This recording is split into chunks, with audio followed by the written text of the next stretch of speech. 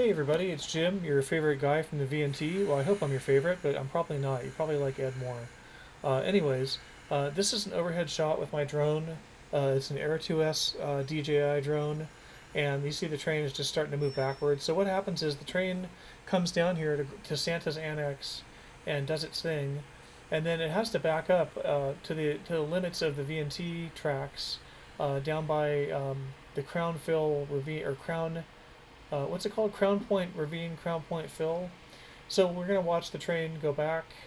And this is a long format video. This is like the railfan version of the video. I left in some stuff that I did with the drone that wasn't perfect, just to try to have more continuity of the shot.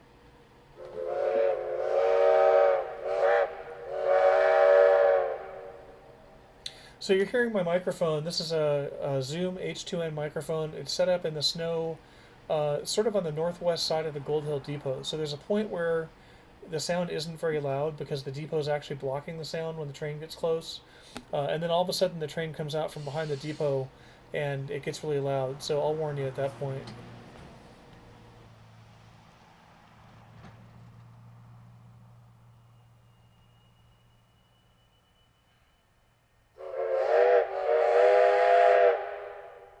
I'm just going to say real quick, listen to the tractive effort, if that's the right term, where the wheels just barely start to slip and then the engineer gets it under control.